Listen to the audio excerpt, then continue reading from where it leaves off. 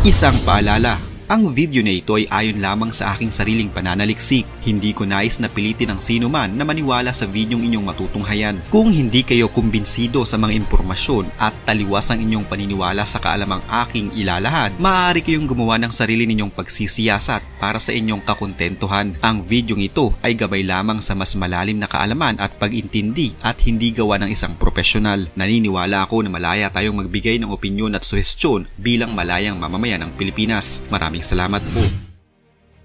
Muli na namang nakikipagmatigasan ng China tungkol sa kung sino ang tunay nagmamay-ari ng Palawan. Ayon kasi sa China, ang Palawan umano ay kanila ding pag-aari at sakop ng kanilang teritoryo. Ito ngayon ang kumakalat na balita sa kanilang bersyon ng Facebook sa China. Ang Palawan umano ay parte ng kanilang bansa noon pa man at isang tanyag na manlalakbay na inchik ang nakadiskubre nito. Sa katunayan, ipinangalan pa nila noon ang Palawan sa naturang manlalakbay bilang pagkilala sa kanyang natatanging kontribusyon sa kasaysayan ng kanilang bansa. Pero totoo nga ba ito na ang Palawan ay parte pa din ng China? Ano na naman kaya ang katibayang hawak ng mga inchik para angkinin pati Palawan ngayon? Ano kaya ang naging sagot ng ating mga kinaukulan tungkol dito? Halina't sabay-sabay natin itong tunghayan.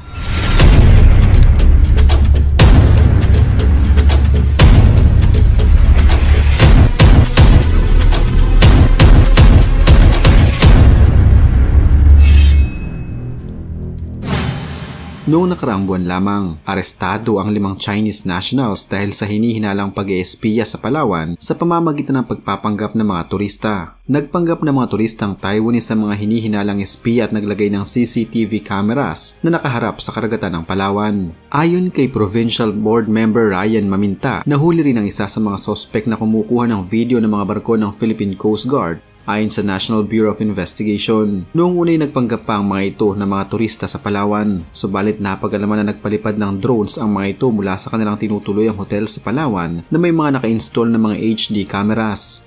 Pinalipad nila ang mga ito upang mai-record ang mga aktibidad ng ating mga tao na nasa air at naval base natin. Ayon sa direktor ng NBI, ang pagsusurveillance sa mano na ito ng China sa ating bansa ay upang ma-anticipate nila kung kailan tayo gagawa ng resupply mission para sa ating kinakalawang na barko na BRP Sierra Madre sa Ayungin Shoal na naging lugar na ng komprontasyon sa pagitan ng China at ng ating bansa sa mga nakalipas na taon.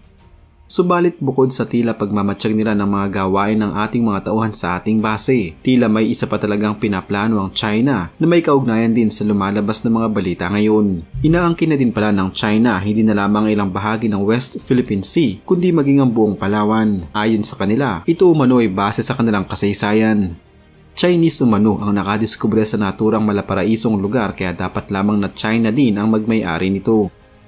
Sa mga social media platform ng China gaya ng Weibo, Douyin at Xianghoshu, nagkalat ang mga post na ang Palawan umano na matagal ng pag-aari ng Pilipinas ay pag-aari daw ng China noon pa man. Ayon sa mga nagkalat na post, ang Palawan umano ay may malapit na ugnayan sa mainland China noon pa mang unang panahon. Naging supply station umano ang Palawan ng China para sa kanilang Maritime Silk Road. Ito ay ang sinuunang rutang pangdagat na nagkukonekta sa East at Southeast Asia mula sa ibang mga bansa sa mundo. Sinasabi nila na ang Chinese explorer umano na nanguna sa ekspedisyon sa Asia at Africa noong 15th century ng dinastiyang Ming ay madalas na huminto sa Palawan at doon magpahinga kaya din naman sa kanya ito pinangalanan.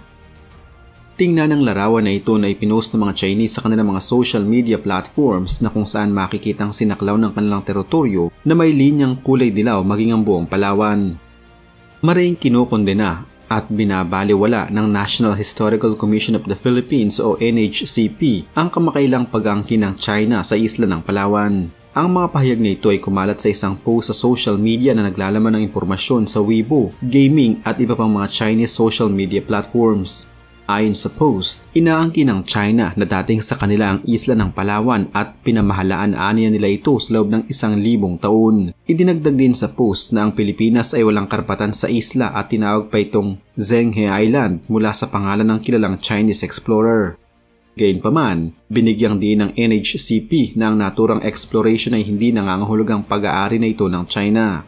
Walang ebidensya din na nagsasabing permanenteng nanirahan ng mga Chino sa Palawan, isang lugar na tinatayang tinitirhan na ng mga tao sa loob ng 50,000 years Ayon sa mga ebidensyang mayroon ng archaeologists, wala rin aniyang maipakita mga dokumento na nagpapatunay na pinanirahan ang Palawan ng mga Chino, gaya na lamang din ang kanilang pag-angkin sa buong South China Sea.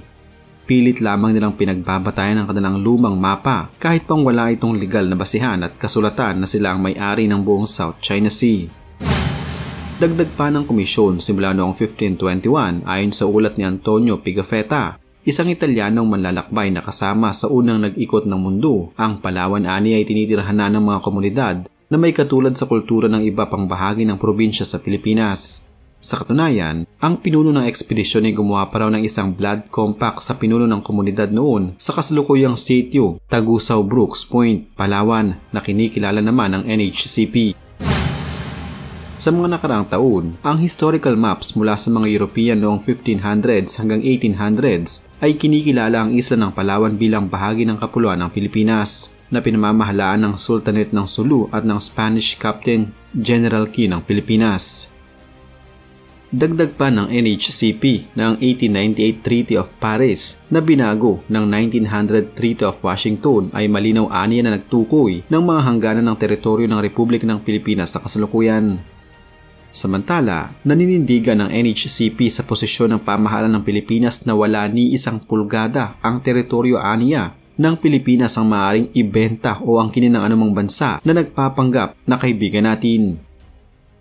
Hindi umano papayag ang Pilipinas na mapapasa kamay din ng China maging ang Palawan na matagal ng pag-aari ng ating bansa. Kung iniisip umano ng China na makukuha nila ang Palawan sa atin, malamang umano ay nakakain na naman ng kung anong hindi luto ang mga Chinese na nagpakalat ng balitang ito, kaya kung ano-ano na lang ang mga pinopost nila sa kanilang mga social media platforms. Hindi pa nagbibigay ng pahayag ang mismong gobyerno ng China sa pag-aangkin nila sa Palawan. Pero kahit na mga social media platforms sa China ay hindi mga official government channels, dapat din nating alalahanin na ang mga social media platforms ay mahigpit na minomonitor at halos kontrolin na din ng gobyerno ng China.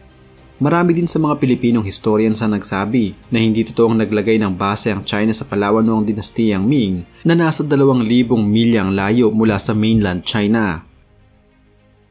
Ayon din kay dating Chief Justice Antonio Carpio at sa isang South China Sea legal scholar, ang tinutukoy na manlalakbay ng mga Chinese na si Zheng He ay hindi kailanman nakarating o bumisita sa kahit saang parte ng Pilipinas. Ayon sa mga pag-aaral, wala din naman nakapagpapatunay na ang nasabing explorer ay nakapaglayag o nakarating sa eastern edge ng South China Sea, gaya ng Palawan.